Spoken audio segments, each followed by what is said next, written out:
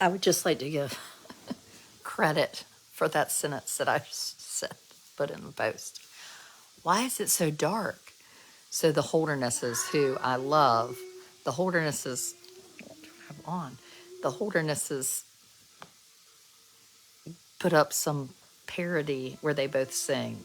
I don't sing about it's dark as pitch outside. It is. So I always get mad at my husband because he comes in and says how dark it is, and it depresses me. Let's just have a gander here, people. I mean, you can't even tell if the screen is open. I mean, that's depressing. This is like January dark. I mean, it is depressing. Meanwhile, I'm also the person that hates bright sun on the weekend, because on the weekend, I want to wallow and want it to be dark. It's a problem. These are what we call first world problems. And I know that those are the only type that I have. Don't want there to be any confusion about that. It's also dark in Atlanta. I have not been watching the trial, but I think the whole rest of the world has. I am busy. What have I been doing? Well, somebody sent me a message and said they had been egged because of me. Like, do people throw eggs at people's houses? If I ever say anything because somebody says something that hurts my feelings, don't ever egg someone. I mean, it's hard for me to think that somebody actually egged a person's house. One, egging, it doesn't really seem like it would bother me. But I mean, I didn't think that was a thing. I thought people got egged. It makes me want to egg someone. Kind of. I think I want to go egg my friend Paul. Kind of how you put those flamingos in people's yard. The idea of getting eggs is lovely. So let's see. I've not been egging. And I have been working on a field trip for my middle schooler. That's kind of exciting, and advocating for people to do that. Donate to field trips. Haha, if you need to donate, we got a place for you to go. I've also had a meeting with Amos's lovely principal today. And, it was one of the first times I've had a conversation where I was able to divulge my heart and not get teary. I was sort of proud of that, So we were talking about Amos and school, and Amos had an injury a few weeks ago, and we never did figure out what happened. He said that it happened with me, which I feel fairly certain it didn't, but what do I know? Clearly. He's with our nanny, he's at school, and he's with us. Anyway, we couldn't figure out what it was. But we were having this conversation about how even though he's talking so much more and he's doing great, he's not conversational. He's this almost 9-year-old that can't really tell me what's happening. And it's really, not to keep using the word really, it's hard when you belong to somebody that can't share what's happening with them, So that was a nice conversation. And then now this is exciting. Egg takes the paint off. I didn't know that. Then I gave a lesson on how to write a thank you note. I literally just wrote it and you said it was good. That's not giving a lesson. Well, it was good. You just said that mine was good. But you lied in the thank you note. I didn't. My favorite part was the history. You can't prove that it wasn't. She said her favorite part of the trip that her grandparents take her on were the historic sites. Yeah, it was. I know it's not, because you had just said to me, I loved that trip to Italy. It'd been a lot better if we hadn't had to see any of that history stuff. I didn't say that. You said something along those lines. I'll give you $5 if you wash his hair. No, it's not worth it. It's not worth it. Well, it wasn't even an IEP meeting. This was like just a pre-meeting. I think I will tell you, don't ever save up real conversation for an IEP meeting because there's so much to process in an IEP meeting. I like to go ahead and talk about all the things before the IEP meeting. So I have time to think and we're not rushed and there's not a ton of people there. So far I've had 4 meetings to get ready for the IEP meeting. It's called advocating. This is my 83-year-old brother. We randomly find his injuries and can't figure out what happened. I said, Amos, sometimes when he had the injury, why are you doing those creepy eyes? We don't, it's hard, he can't tell us what happened. Amos, did you get hurt? He's not hurt. Well, we did have a little incident at the nice vet's office. It was my fault. Well, this is actually a good conversation. So we're at the vet's office, and I'm going to get the dog because Honor is supposed to have her yearly assessment service dog test.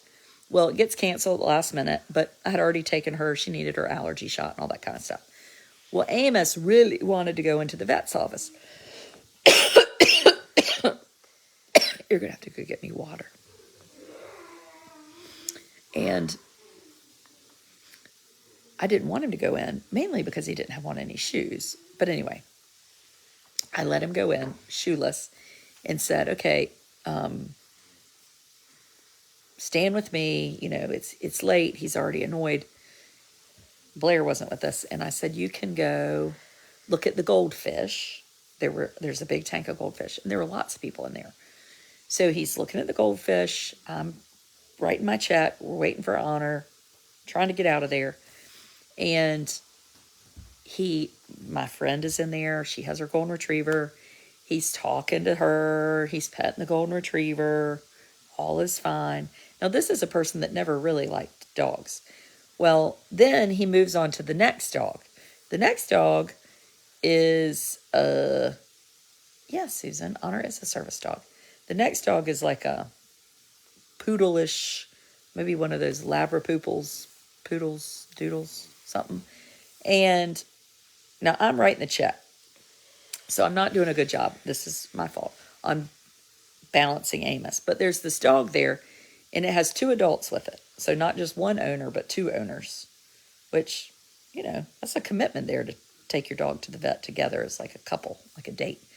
And he says, hi, doggy. And I thought, well, this is good. Hi, doggy. And he reaches his hand out to pet the doggy on the head. The doggy goes, and Amos screams. Blair is making me nervous. I know. Can you quit this moving? Stay still. It's very creepy. And he goes, Amos screams. I grab Amos. I thought he had been bitten. I couldn't tell. He's screaming, evil dog! Evil! Evil! Evil! I'm trying, not cussing, but thinking about it. And the people are standing there, and the woman is like, face, and the man is like, and I said, I'm sorry. So it's like I've become scripting and saying, I'm sorry. Like, I want them to say I'm sorry, because Amos always says, like, what is your name? And really, he wants you to say, what is your name? So the man said, no, is he okay? And I said, well, I think so. Well, he's screaming evil. Evil! And the woman who's like, at the vet is like, hi, you know, we can mail you a check. I said, let me just get him in the car. That dog is mean, you know, blah, blah, blah. So my standard poodle does the same things to Jennifer. So Jennifer, we're going to get to that. So I get him in the car. I go back in, just trying to write the freaking check, waiting for the dog. And I said again, I'm sorry. That was on me. I was busy. But note to self, in the dog had on one of those choke collars, like the chain thing. If you, I always tell him not to pet a dog. And I didn't say this because I didn't want to get into it. But when children have special needs, they don't always listen. So always be aware that any child, like a dog, any child might go up and touch your dog. So as the grown up, I have Honor, his service dog. I don't let people just come up and touch her. I always say, hey, you need to ask first. Let me get Honor to sit down. I have these conversations. I pet her whenever I want. Well, that's because she's our dog. She lives here. But I said, next time say to me, hey, can you get him? She might take his head off. And is she a biter? Like, she's never done that before. I said, well, he's loud and busy. And the woman said, well, he went at her head. He went like this. Don't pet me. I'm not a dog. Don't pet me. Hi, doggy. Ah, that's not going at somebody's head. I mean, that's petting. Oh, he's calling you. Hi, Amy. Okay, don't go talk to him. I don't want him. He's still foul from the whole thing. He wants me to chase him. Any child should not be taught to approach a strange dog. Yes, they should be, Lee. I agree. So children should not touch dogs, and dogs should not bite children. Now, if the dog had been alone in the vet's office waiting patiently and Honor and Amos got bit by the dog, I should have known. Like, the dog is alone, like an adult. But when you are a grown-up and you have a dog with you and you see a child coming at your dog that is secretly Cujo, that's a good time for you to say, no touch. Be rude to the child. I would rather you be rude than me have to get Amos's face sewn back on. Right? Call me crazy. I bet if Amos put the dog on the back, the dog wouldn't have gone crazy. Just like when Sophia... No, it is Amos's fault. I totally agree. But there were two grown-ups there to help mitigate the situation. Well, you don't tell Sophia, don't pet the cat. Don't pet the cat. You don't tell Sophia that. Sophia. Yes, Carla does tell Sophia that. You don't, though. The parents should have...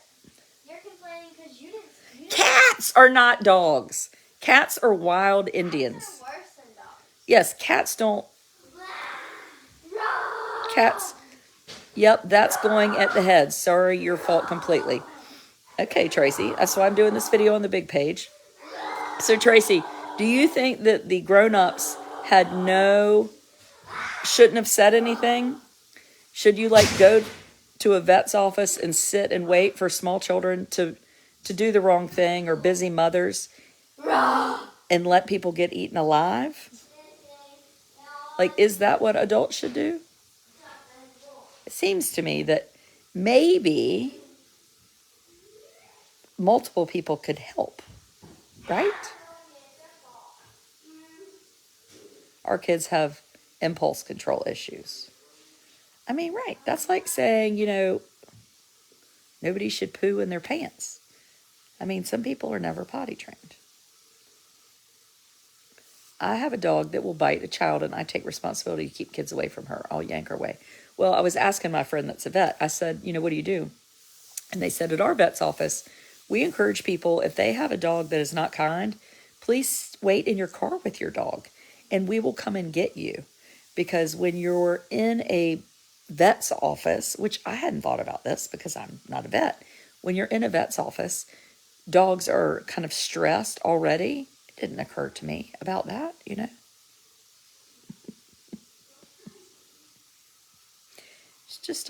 It's like Dear Abby. Dear Abby.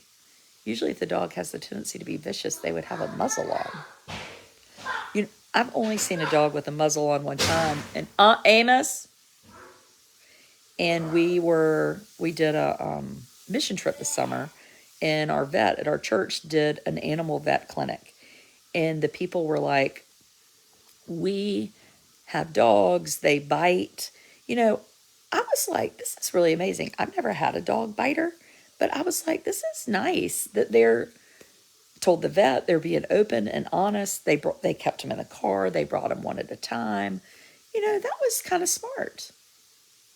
Now, it could have been that the dog acted perfectly fine, and one time the dog just was nervous and bit. Then at that point, I think you should say, hey, I say I'm sorry. No, we're sorry. We've never seen her do that before.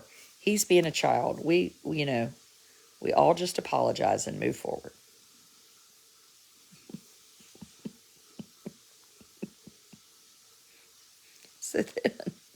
So then we leave the vet, and we're leaving and we're driving, and this car comes flying around us. This is a true story.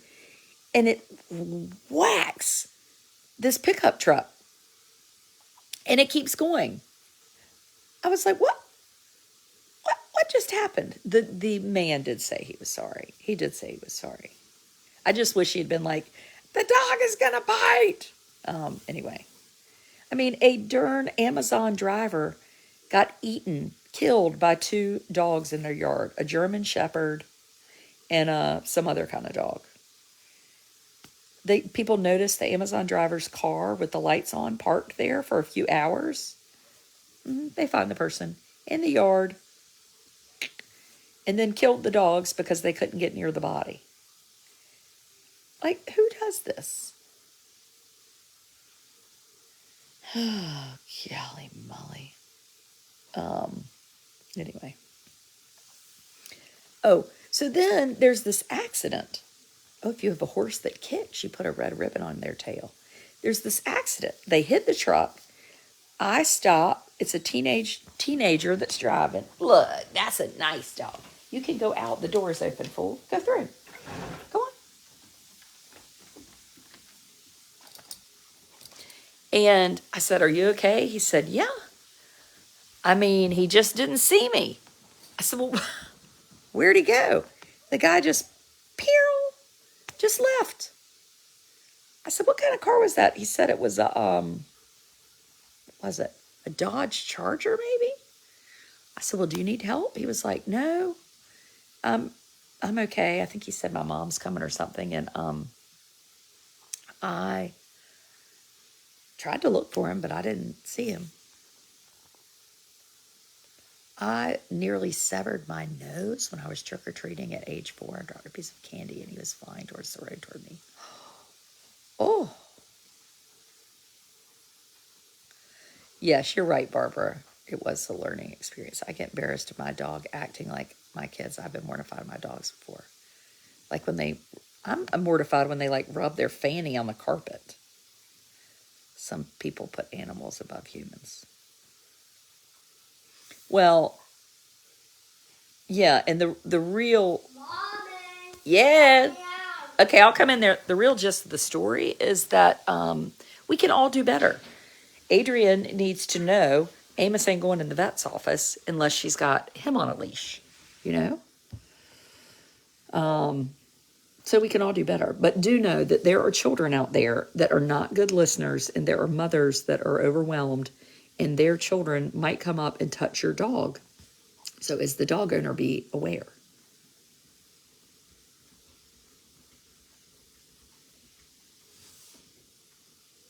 I mean, it's an exciting day. This is what happens around here. It's not a dull existence. No, it's not. No, it's not. And we're about to go have our Big Oak Brunswick stew. Yeah, so there you go. That's your lesson for the day. Amazon driver should have had mace. I might have had bear mace. I mean, seriously. We do have sort of an evil cat. But, I mean, you can't do anything about a cat. Cats are just bad. Are they? I think they're bad. Carry on, people. Just put your antenna up when you're with your dog out in public. There might be bad mothers and naughty children walking around. Yes, like me.